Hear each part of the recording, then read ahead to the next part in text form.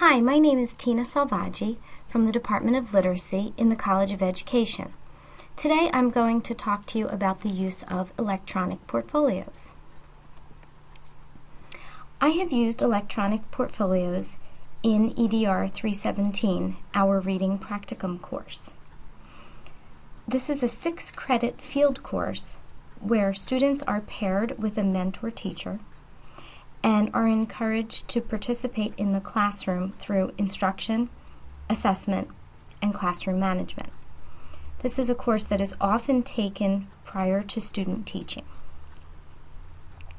The electronic portfolio is organized according to the College of Education framework, which you can see in front of you.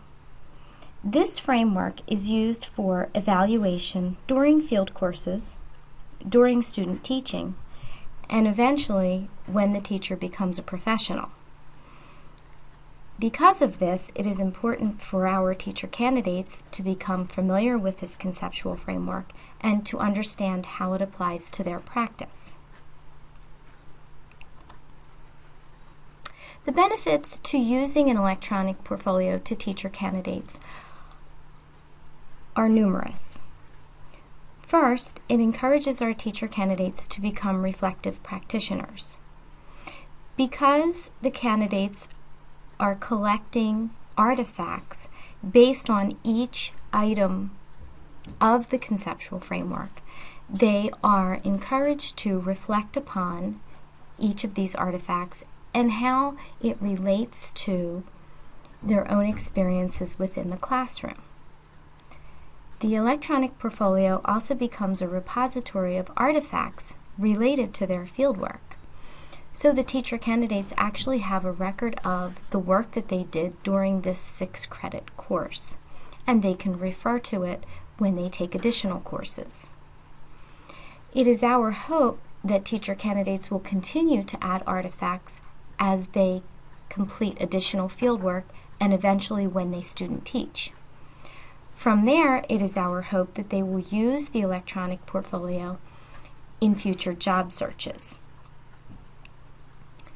Because the teaching profession is a challenging one right now, it is important for our teacher candidates to set themselves apart.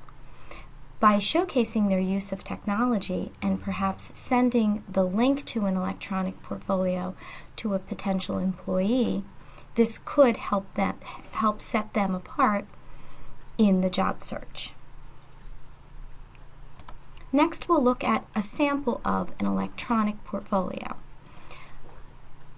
I used a program called Weebly, and I have also in the past used the ePortfolio tool in D2L.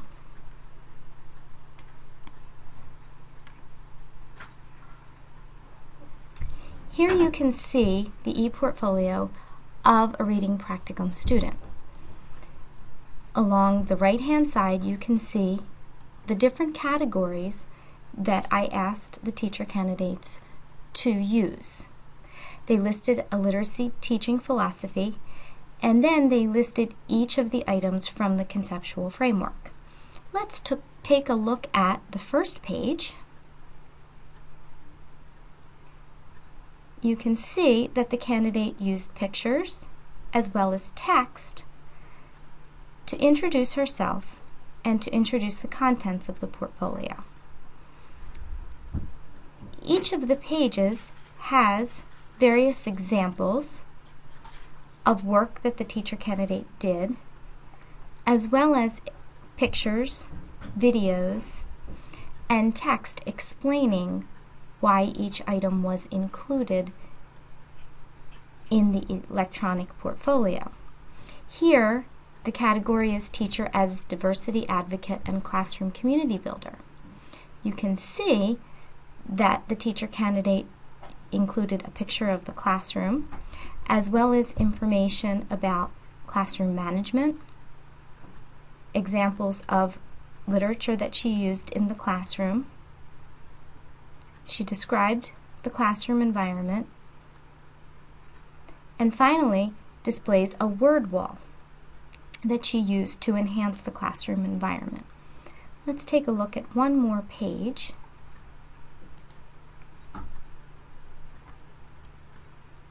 Here you can see the teacher candidate is describing herself as a school and community professional, and she describes her experience co-teaching with a peer.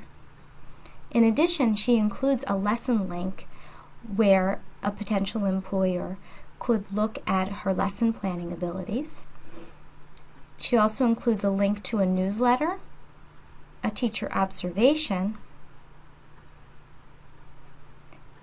and a lesson reflection, again showing her ability to be a reflective practitioner.